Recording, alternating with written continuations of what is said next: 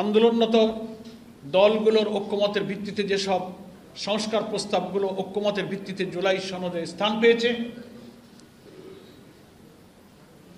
এবং জুলাই সনদের আইনি ভিত্তির জন্য আদেশ জারির কথা আমরা বলেছিলাম, এই কাজটা হওয়ার কারণে এটাকে আমরা ইতিবাচকভাবে দেখছি এবং এটার জন্য আমরা সরকারকে মোবারকবাদ জানাচ্ছি।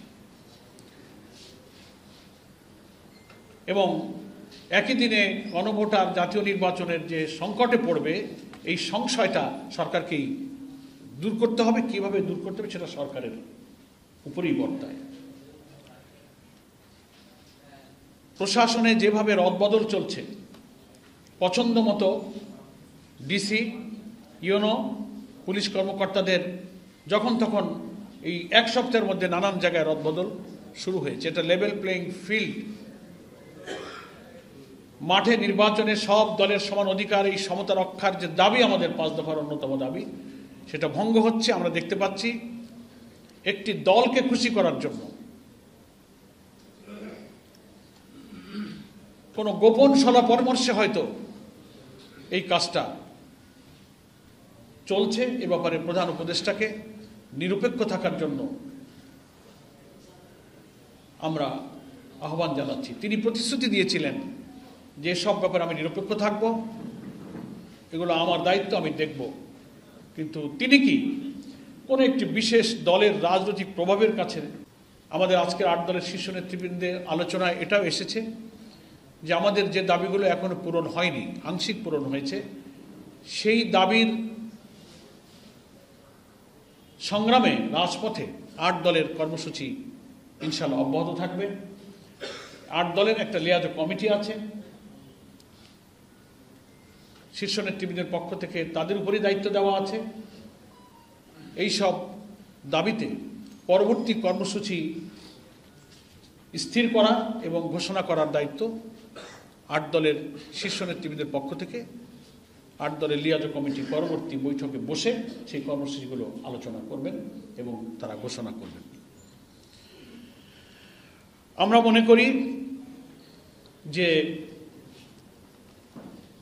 দেশের অধিকাংশ জনগণের অনুভূতি, আকাঙ্ক্ষা সরকারের রিয়ালাইজ করা উচিত। অবাধ এবং সুষ্ঠু নিরপেক্ষ নির্বাচনের জন্য জুলাই অভ্যুত্থানের 1 সাগর রক্তের বিনিময়ে অর্জিত একটা নতুন বাংলাদেশের এই স্বপ্ন যেন পূরণ হয়, সেজন্য জনগণের আকাঙ্ক্ষার দিকে আমরা সরকারকে গুরুত্ব দিতে বলবো। তিনি যেন কোনো রাজনৈতিক চাপে আমাদের এই সম্ভাবনাময় নতুন রাষ্ট্র কাঠামোর ভিত্তিতে একটা নতুন বাংলাদেশ গড়ার এই প্রচেষ্টা যেন কেউ ভেস্তে দিতে না পারে, এই জন্য আমরা সরকারের কাছে 8 দলের পক্ষ থেকে আহ্বান জানাচ্ছি। আমরা আজকে খুব সংক্ষেপে আমাদের শীর্ষ নেতৃবৃন্দ যে সমস্ত পর্যালোচনাগুলো করেছেন, সংক্ষেপে আমি আপনাদের খেদমতে সেগুলো পেশ করার চেষ্টা করেছি। আপনাদের সকলকে ধন্যবাদ। আরেকটি বিষয় রয়ে গেছে, বাংলাদেশ খেলাফত মজলিসের মহাসচিব জনগণ সংস্কার জালাল ভাই সাহায্য করেছেন। নেতৃবৃন্দ একমত হয়েছেন যে জুলাই সনদের আইনি ভিত্তির প্রয়োজনে যে গণভোটটা যখন হবে, এই গণভোটের সংস্কারের পক্ষে আমরা সবাই হা বলব এবং জাতিকে আমরা হায়ের পক্ষে ভোট দেওয়ার জন্য উদ্বুদ্ধ করব। কারণ আমরা সংস্কারের পক্ষে ছিলাম। গুরুত্বপূর্ণ মৌলিক যে সংস্কারগুলো গণভোটে যাচ্ছে কমিশনের পক্ষ থেকে, তার অনেক সংস্কারের ব্যাপারেই একটি দল বিরোধিতা করেছিল। আমরা কিন্তু সেই সংস্কারগুলো চেয়েছিলাম। সেই কারণে আমরা এই সংস্কারের পক্ষে আছি এবং আমরা দেশবাসীকে এই সংস্কার প্রস্তাবের পক্ষে হা ভোট দেওয়ার জন্য একই সঙ্গে আমরা আহ্বান করি এবং সরকার যেন এই সংস্কার প্রস্তাবগুলো জাতির সামনে তুলে ধরেন যে কি কি সংস্কার করা হচ্ছে, কি বিদ্যমান রাষ্ট্র ব্যবস্থায় আছে আর কি নতুন হবে, চমৎকার করে সুলিখিতভাবে ওয়েবসাইটে হোক, ইলেকশন কমিশন তার ওয়েবসাইটে পাবলিক করতে পারেন। সরকার এগুলো প্রচারপত্র বিলি করে জাতীয় প্রচার মাধ্যমে ব্যাপকভাবে প্রচার করে জনগণ যেন এই সংস্কার প্রস্তাবের পক্ষে হা বলতে পারে, তার প্রয়োজনীয় উৎসাহ দেওয়া, প্রয়োজনীয় ব্যাখ্যা বিশ্লেষণ করে জিনিসটাকে সহজ করা দরকার। এত ব্যাখ্যা এবং এত কথা প্রধান উপদেষ্টার বক্তব্যের মধ্যে আছে, সাধারণ স্বল্প শিক্ষিত মানুষ এই সব সংস্কারের ইন্টারনাল এই সমস্ত গুরুত্বপূর্ণ বিষয়গুলো ব্যাখ্যা বিশ্লেষণ কিন্তু খুব কমই বোঝে। এটাকে অতি সহজ করে কিসে আমরা হা বলতে যাচ্ছি? সংস্কারে গৃহীত সব বিষয়গুলোকে অতি সহজ করে ভোটারদের কাছে, দেশবাসীর কাছে সরকারকেই পেশ করতে হবে। ধন্যবাদ আপনাদের।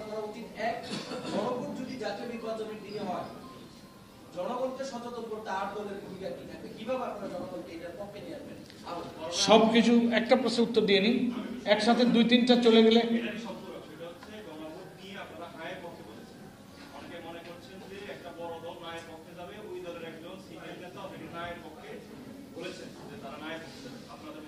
আমরাও দেখতে পাচ্ছি অনলাইনে একটা দলের কর্মী বাহিনী প্রথম দিকেই তো নায়ের পক্ষেই প্রচারণা শুরু করেছিল, অনেকে না বলছে। তো এটা দিয়েই প্রমাণ হলো যে জাতিকে নতুন রাষ্ট্রে উজ্জীবিত করে একটা নতুন অভিযাত্রায় সংস্কারের কারা বিরোধিতা করছে, কারা না, এটা তো জাতি চিনতে পারলো। গোটা জাতি সংস্কারের পক্ষে, আর যদি কেউ এটার বিপক্ষে যায় জাতি নিশ্চয়ই তাদেরকে প্রত্যাখ্যান করবে। আর আমার সাংবাদিক বন্ধু যে প্রশ্ন করেছেন যে তিনজন বিতর্কিত বা সরকারকে মিসগাইড করছে বলে আমাদের একজন নেতা যে বক্তব্য দিচ্ছেন বা আমরাও বলছি, সবকিছু ফর্মালি রাষ্ট্র রাজনীতি নানান সংস্কৃতিতে সবকিছু ফর্মালি কিছু বলা যায়, আবার কিছু ইনফরমালি বলতে হয়। তো যদি আমরা প্রয়োজন মনে করি আমরা তখন সময় মতো সেটা বলবো, এর তথ্য প্রমাণ আমাদের কাছে আছে। কিন্তু আমরা মনে করি সরকার ব্যাপারে সজাগ থাকবেন। সরকারের নোটিশেও আছে, আমরা প্রধান উপদেষ্টার সঙ্গে যখন সাক্ষাৎ করেছি আমরা খোলামেলা তার সামনেও কিন্তু যথেষ্টভাবে প্রকাশ করার চেষ্টা করেছি। আশা করি জনগণের এই পারসেপশনটা সরকার উপলব্ধিতে নেবেন এবং কোনো উপদেষ্টার দলীয়ভাবে প্রভাবিত হয়ে মিসগাইড করার কোনো কথা শুনলে আশা করি প্রধান উপদেষ্টা যে রাজনৈতিক প্রজ্ঞা, দূরদর্শিতা, যে স্যাগাসিটি, যে ফারসাইটনেস আছে, এটা দিয়ে বিবেচনা করে তিনি নিজেকে নিরপেক্ষ রাখার জন্য সজাগ থাকবেন, এটা আমরা আশা করি। আমাদের কর্মসূচি, আমাদের লিয়াজত কমিটির উপর দায়িত্ব আছে, তারা বসবেন এবং কর্মসূচি ঘোষণা করবেন খোলামেলা। সেই পর্যালোচনায় আমাদের এসেছে যে এই ভাষণে অবাধ ও সুষ্ঠু নিরপেক্ষ নির্বাচনের জন্য আমাদের 8 দলের যে আন্দোলন ছিল, জনগণের যে আকাঙ্ক্ষা ছিল, সেই আকাঙ্ক্ষা আংশিক পূর্ণ হয়েছে, পূর্ণভাবে জনগণের সে আকাঙ্ক্ষা পূর্ণ হয়নি। এবং সংস্কার প্রস্তাবনাকে আইনি বৈধতা দেওয়ার জন্য জাতীয় নির্বাচনের আগেই গণভোট তারিখ ঘোষণা করার প্রয়োজন ছিল।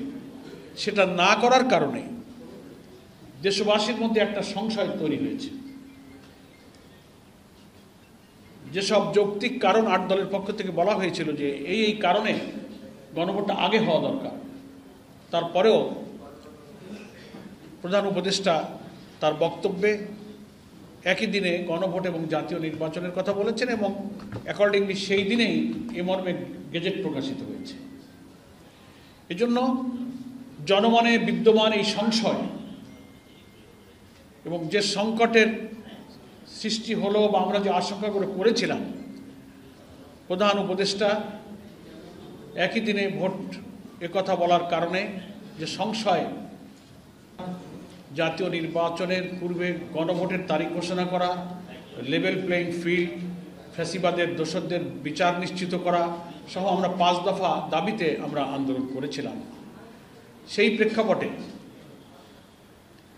অতি সম্প্রতি প্রধান উপদেষ্টা ভাষণ দেবেন জাতির উদ্দেশ্যে জানতে পেরে সব মানুষ, দেশবাসী অধীর আগ্রহে অপেক্ষা করেছিল যে ওনার ভাষণেই হয়তো রাজনৈতিক সংকটের সমাধান হবে।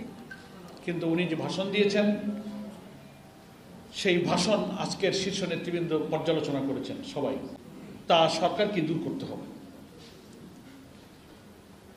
যে সমস্যাগুলো কথা বলেছিলাম তার কি সমাধান এবং যে সংশয় সেটা সরকারকেই ঘোষণা দিয়ে দূর করতে হবে।